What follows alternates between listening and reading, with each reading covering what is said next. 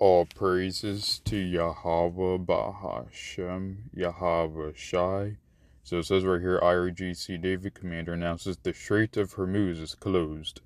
30% of the world's oil passes through this area. Right. So I don't think the Strait of Hormuz is actually closed. I just think Iran voted to close it, but it's not actually closed yet, because I think this is actually just a war tactic to try to scare America from getting more involved with Israel, which of course America is going to continue to get involved with Israel. So let's find out what happens if Iran were to close the Strait of Hormuz. What would happen besides oil going up in price? News: Iran's parliament just voted to shut down the Strait of Hormuz, where 1 out of 5 barrels of global oil passes through.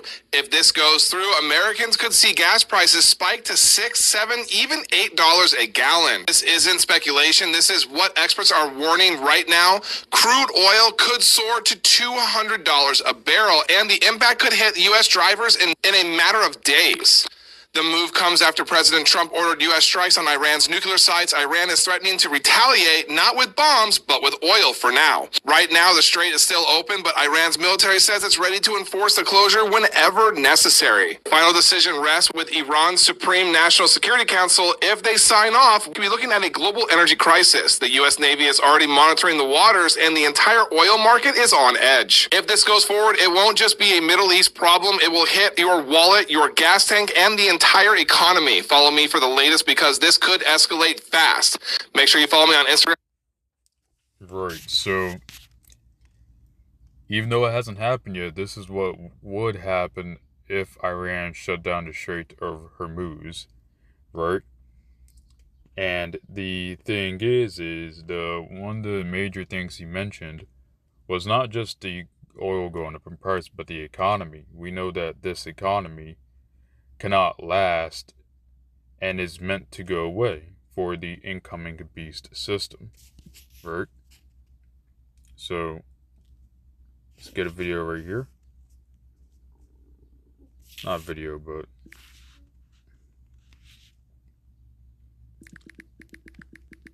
let's get this out right here.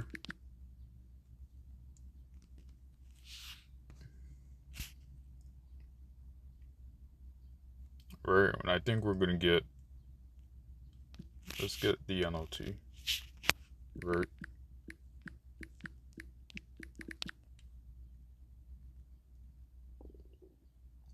There you go. Revelation chapter 6, verse 6, NLT. And I heard a voice from among the 4 living beings say, a loaf of wheat, bread, or 3 loaves of barley will cost a day's pay. And don't waste the olive oil and wine. Right. So eventually, if that were to happen, Americans aren't going to be able to afford anything. And people are going to be crying for a solution, also known as a universal basic income.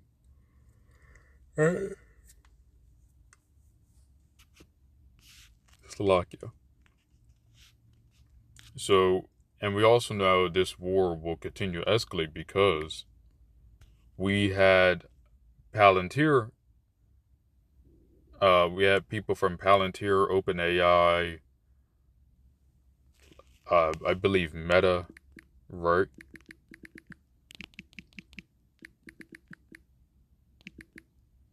Sworn in military, right?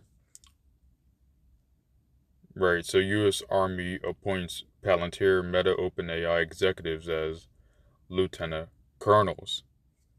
Now, if you don't know, I think I've read that to become lieutenant colonel, you got to basically do around 2 decades of military service to be in that position. So I don't think something like this has ever happened before, right? But if you think about it, that's kind of a slap in the face for anyone who's been in the military for that long. Now, it says, on June 13th, the Army announced the creation of Detachment 201, otherwise known as Executive Innovation Corps, And basically what this is going to go on,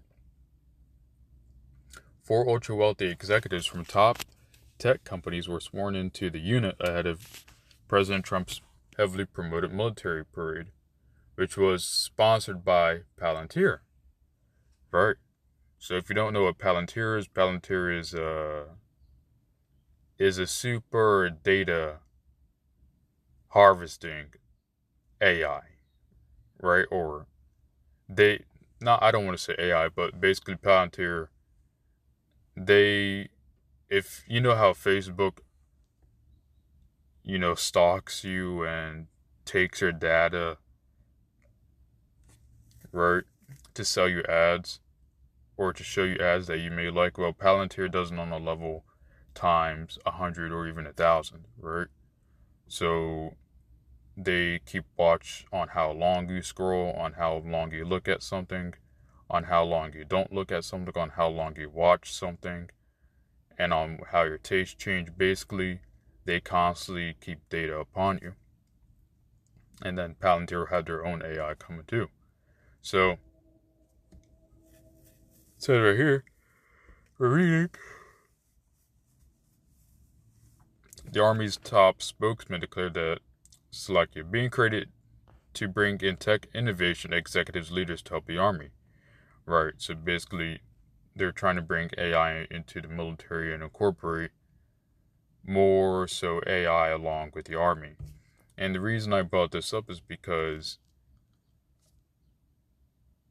just like how we have intelligence and America carries out successful strikes against these military leaders in Iran and even in Iraq during the Bush era, is just like now how America will try to go against Iran. They'll use intelligence, also known as AI, artificial intelligence, to be able to strike Iran in its weak spots and to continually gain intelligence and data from Iran, right, to help Israel.